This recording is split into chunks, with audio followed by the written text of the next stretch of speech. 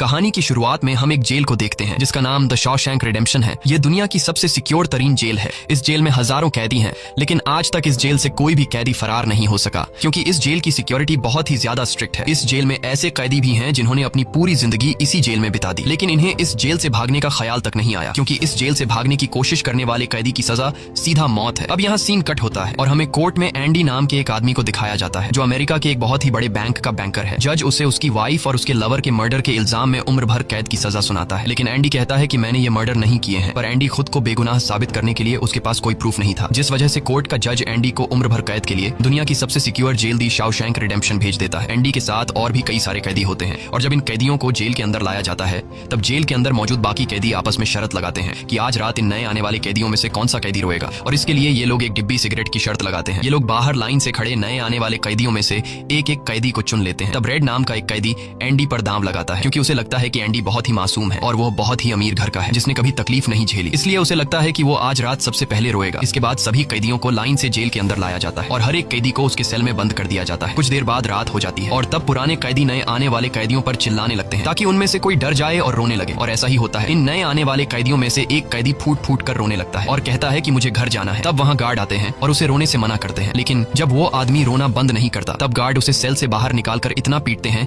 कि वह बेहोश हो जाता है। दूसरी तरफ रेड एंडी पर लगाया हुआ दांव हार जाता है और रेड समझ जाता है कि एंडी बहुत ही स्ट्रांग है, क्योंकि इतना डराने के बावजूद उसने एक आवाज तक नहीं की। इसलिए अगले दिन रेड अपने साथी को सिगरेट का एक डिब्बा दे देता है, क्योंकि रेड एंडी पर लगाया हुआ दांव हार चुका था। तभी हम एंडी को देखते हैं जो अकेला चुपचाप ब्रेकफास्ट कर रहा होता है। तब एंडी की मुलाकात जेल के सबसे पुराने कैदी ब्रुक्स से होती है। ब्रुक्स को यहाँ इस जेल में लगभग 50 साल पूरे होने वाले हैं। एंडी समझदारी से ब्रुक्स से इस जेल के सभी छोटे बड़े रूल्स और हर एक कैदी के बारे में जानने की कोशिश करता है। तब ब्रुक्स एंडी को जेल का हर एक सीक्रेट बता देता है, और वो एंडी से कहता है कि अगर तुम्हें जेल के बाहर से कुछ मंगवाना हो तो रेड नाम के कैदी के पास जाना। ये सुनते ही एंडी भी इंतजार नहीं करता और वह सीधा रेड के पास पहुंच जाता है और रेड से कहता है कि मैंने सुना है तुम बाहर से किसी भी चीज को अंदर मंगवा सकते हो। तब रेड कहता है हाँ मैं मंगवा सकता हूँ, लेकिन ऐसी चीज जो यहाँ से भागने या फिर किसी को मारने में काम ना आती हो। एंडी रेड से कहता है कि मुझे हैमर यानी एक हथौड़ा चाहिए। हथौड़े का नाम सुनते ही रेड कहता है कि तुम्हें हथौड़ा ही क्यों चाहिए, क्या तुम हथौड़े से किसी को मारने वाले तो नहीं हो? तब एंडी कहता है नहीं, मैं किसी को मारने वाला नहीं हूँ, मेरा यहाँ कोई भी दुश्मन नहीं है। ये सुनकर रेड कहता है कि तुम्हारा यहाँ दुश्मन तो नहीं है, लेकिन जल्द ही कुछ लोग तुम्हारे दुश्मन बनने वाले हैं। वो कुछ लोगों की तरफ इशारा करके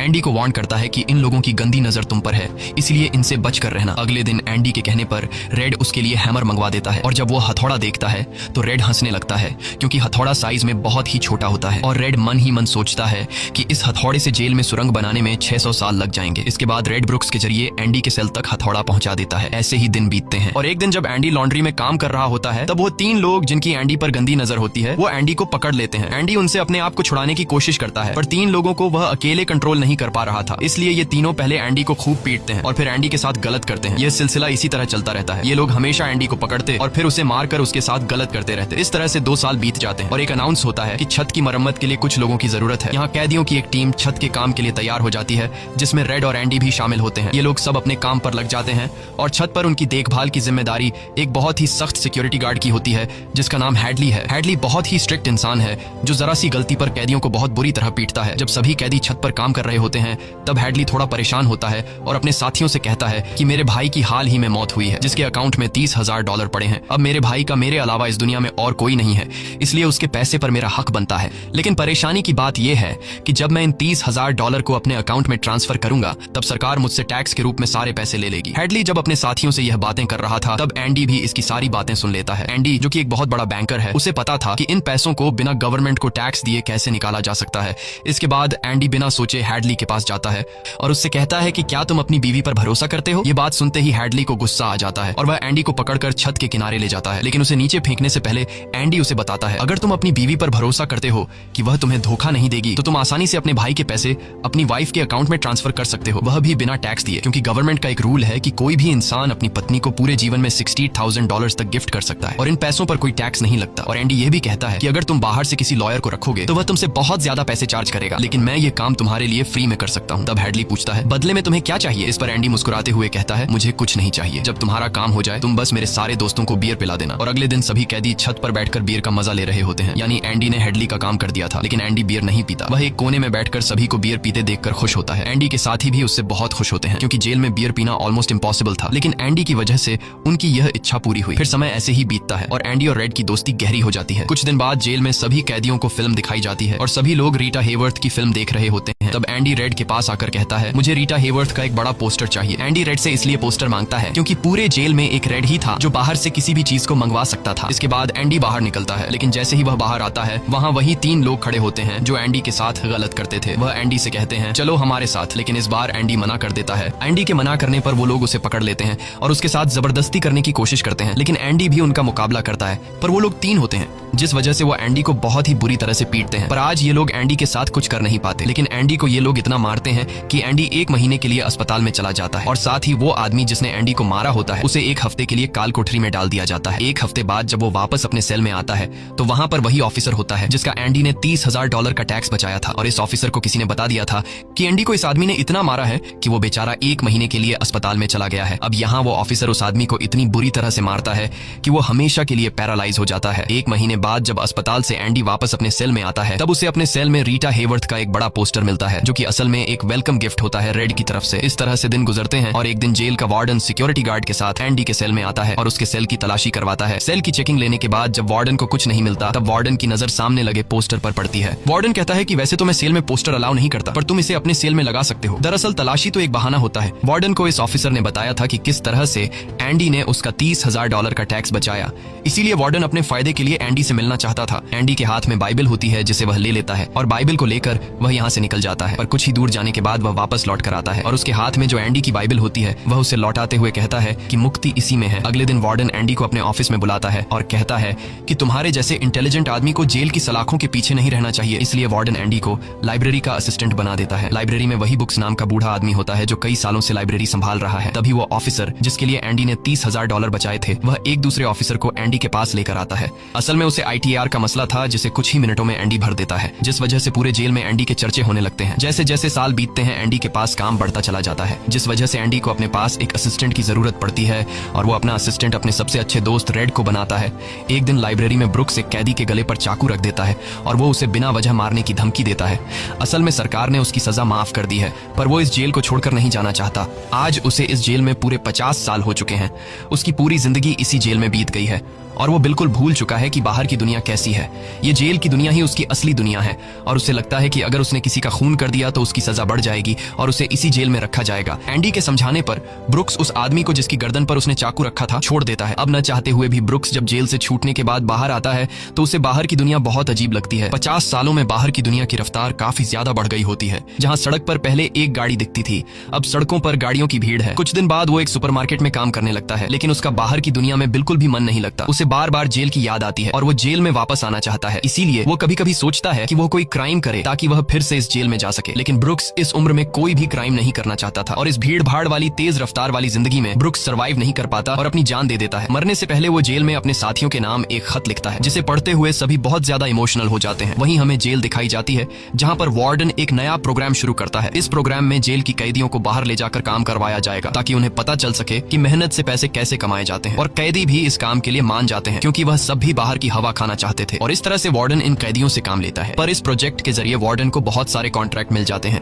क्योंकि जेल के कैदियों की लेबर बहुत सस्ती होती है और जो बाहर की लोकल कंस्ट्रक्शन लेबर की टीम होती है उन्हें कहीं पर भी काम नहीं मिलता क्योंकि वार्डन उनका काम आधी कीमत पर अपने कैदियों से करवाता है। और वार्डन आधी कीमत पर काम इसलिए करता है क्योंकि कैदी कोई लेबर तो थे नहीं जिनको वार्डन दिहाड़ी दे पाता, इसलिए वार्डन फ्री में कैदियों से काम करवाकर बहुत सारा पैसा कमाने लगता है और उसका यह पैसा ब्लैक का होता है। लेकिन एंडी एक बैंकर होने की वजह से वार्डन का सारा ब्लैक मनी व्हाइट में बदल देता है। दरअसल एंडी इन पैसों को एक ऐसे आदमी के नाम पर जमा करता है जो इस दुनिया में है ही नहीं और वह उसके अकाउंट में सारा पैसा ट्रांसफर कर देता है ताकि अगर कल को पुलिस को पता भी चल जाए तो पुलिस एक ऐसे आदमी को ढूंढ रही होगी जो इस दुनिया में कभी पैदा ही नहीं हुआ। अब यहाँ जेल में एक नया कैदी आता है जिसका नाम टॉमी है। टॉमी बहुत यंग होता है और वह इस छोटी सी उम्र में कई सारी जेलों में जा चुका है। टॉमी एक बहुत ही फ्रेंडली नेचर का था, इसलिए उसकी जल्द ही जेल में बहुत से कैदियों से दोस्ती हो जाती है। एक दिन खाने की टेबल पर टॉमी सबसे कहता है कि मैं पिछले कई सालों से चोरी कर रहा हूँ, इसलिए मैं यहाँ की कई सारी जेलों में जा चुका हूँ और इस बार भी मैं चोरी की वजह से इस जेल में आया हूँ। टॉमी की बात सुनते हुए एंडी उसे कहता है कि अगर तुम चोरी करने के बाद बार बार पकड़े जा रहे हो तो इसका मतलब ये है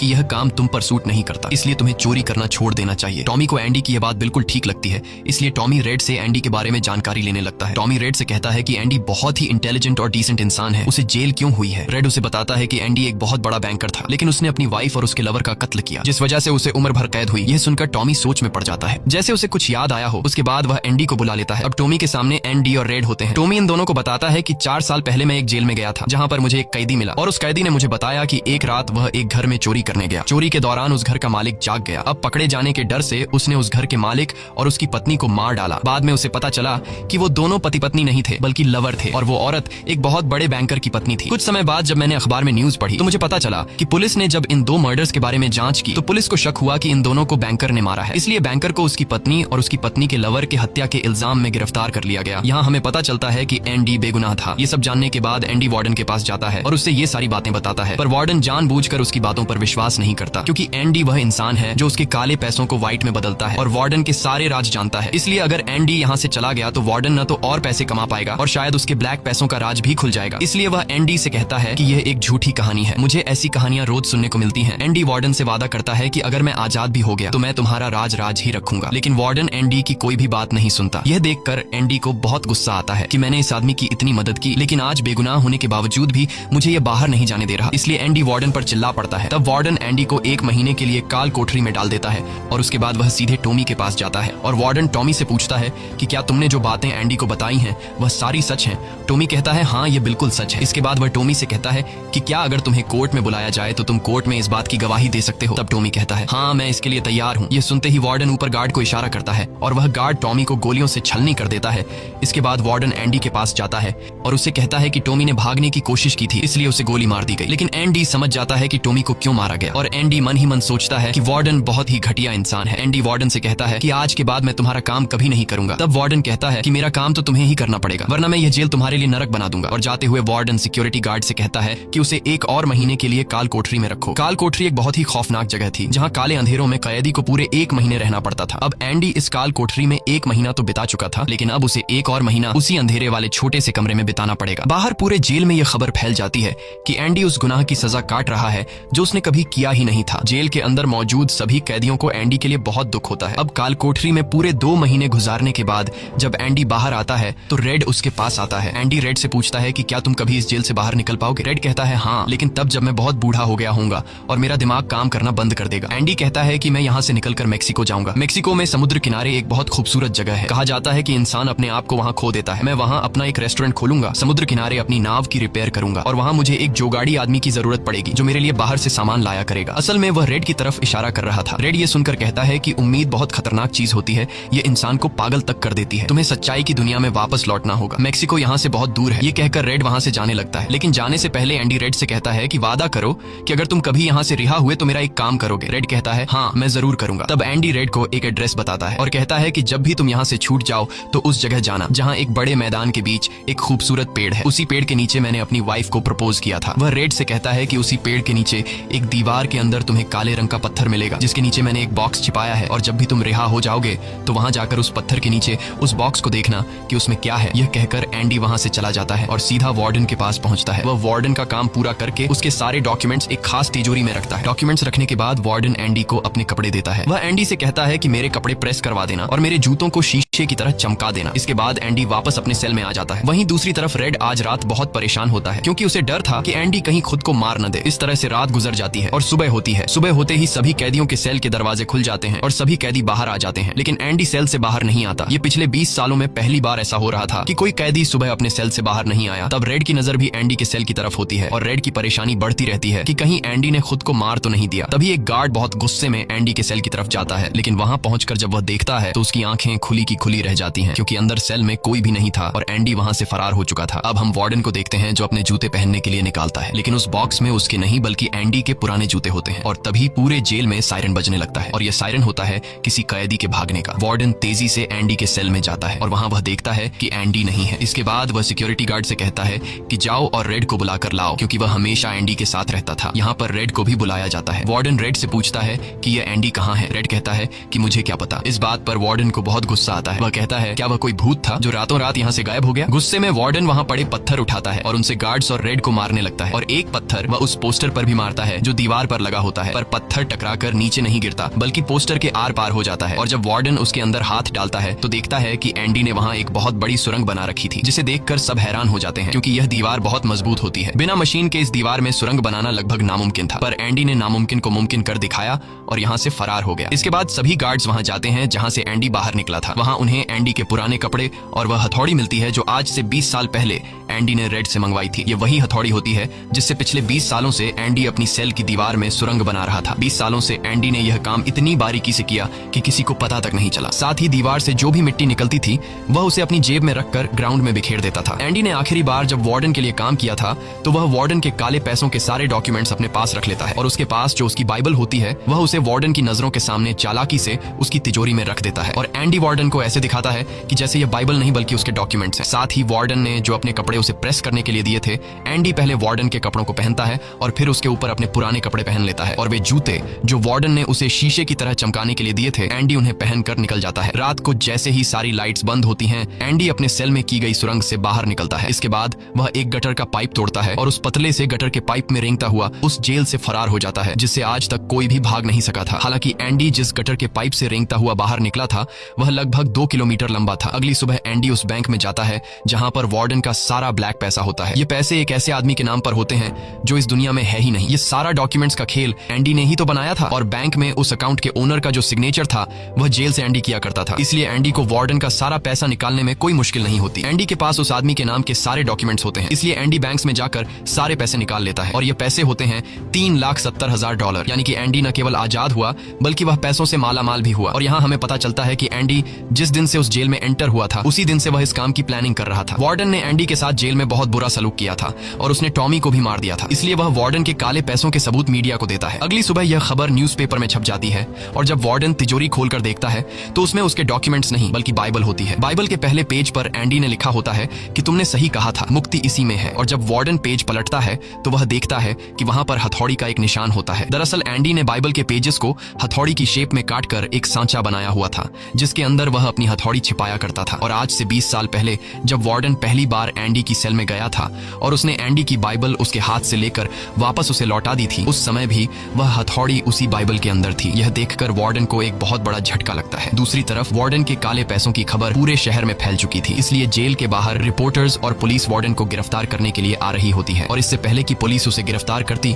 वार्डन अपने आप को गोली मार देता है। कुछ समय बीतने के बाद एंडी के दोस्त रेड की सजा भी माफ कर दी जाती है और उसे गवर्नमेंट की तरफ से एक नौकरी भी दिलाई जाती है। पर बाहर की दुनिया में रेड का दिल बिल्कुल नहीं लगता क्योंकि उसने अपनी जिंदगी के 40 साल जेल में गुजारे थे। रेड भी उसी कमरे में रहता है जहां पर ब्रुक्स रहा करता था और रेड भी अपनी जान देना चाहता है, पर तभी उसे याद आता है कि उसने एंडी से वादा किया था। इसके बाद वह उस जगह के लिए गाड़ी में रवाना हो जाता है और वह उस बड़े घास के मैदान में जाता है जहां पर एक बहुत बड़ा पेड़ होता है। साथ ही पत्थरों की दीवार भी होती है। उस दीवार पर एक काले रंग का पत्थर होता है और जब वह उस पत्थर को उठाता है तो उसके नीचे एक बॉक्स होता है। उस बॉक्स के अंदर कुछ पैसे और एक लेटर होता है। ये लेटर एंडी का होता है। उस लेटर में लिखा होता है कि एंडी रेड का उसी जगह पर इंतजार कर रहा है जिस जगह के बारे में एंडी ने रेड को जेल में बताया था। उसके आगे एंडी ने लिखा होता है कि उम्मीद अच्छी चीज होती है। इसके बाद रेड उस जगह पहुंच जाता है और जब वह समुद्र किनारे जाता है तो वो देखता है कि एंडी नाव में बैठकर अपनी नाव ठीक कर रहा है। यह जगह, यह सब कुछ एंडी का वह सपना होता है जो उसने जेल में रेड से शेयर किया था और रेड ने कहा था कि उम्मीद अच्छी नहीं होती। इसके बाद यह दोनों एक दूसरे को गले लगाते हैं और इसी के साथ ये कहानी खत्म हो जाती है। अगर आपको यह वीडियो अच्छी लगी हो तो हमारे चैनल को सब्सक्राइब और वीडियो को लाइक जरूर कीजिएगा।